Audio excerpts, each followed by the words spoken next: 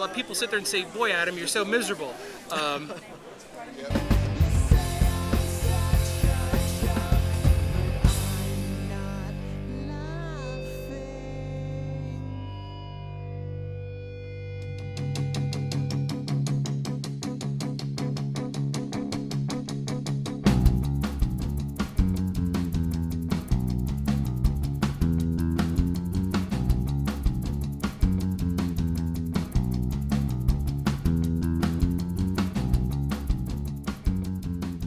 Comics is a commercial art field, just like advertising, just like graphic design, just like working in Hollywood. It's a commercial art job. You're a creative individual singing for your supper. But all those industries pay better than comics. And one of the reasons why they pay better is because they want to pay for the right to pee on your back after you're doubled over after they kicked you in the nuts. Comics is great because they don't really mess with you that much. It's usually the first thing you hand in, unless it's awful, is what they accept. And you can get a really incredible amount of creative freedom. You really have to be compensated financially or in some other form of perk for the type of unnecessary abuse you go through working in commercial art. Because you'll have art directors who have no sense of taste. You'll have executives who have nothing to do other than put their fingerprints on a project just so they can say, I did my job to their boss. That's a lot of the garbage you have to put up with. And it does happen in comics, but not as much. And I've been very lucky. I mean, one of the reasons why I've stayed with DC for such a long time is I've cultivated a long-standing and wonderful relationship with my art director, Mark Chiarello, to the point where he can call me up and say, I need a Supergirl cover for Legion of Superheroes. It's going to be a variant cover, get it done in a couple of weeks. And I go, well, what do you want on the cover? And he goes, I don't care, I trust you. I know how the company works.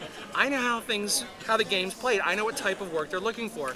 And by showing them that I do not abuse that trust, they can trust me. Maybe more so that they could trust a new kid just starting out, who they don't know if he's a loose cannon or not. It's one of the reasons why I've stayed with DC is because I've had a decent amount of creative freedom to do a good job for them. And that's the part that really, weirds me out about some of these clients you work for, is I feel like I have to conspire against them behind their backs to do a good work for them in spite of themselves. So it sounds like you're doing what you love already.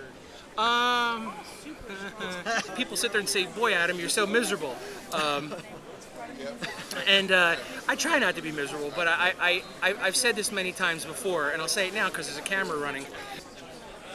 Fun and rewarding are two different words. They're not synonymous. Go Google it. My uncle taught photography at the Smithsonian Institution,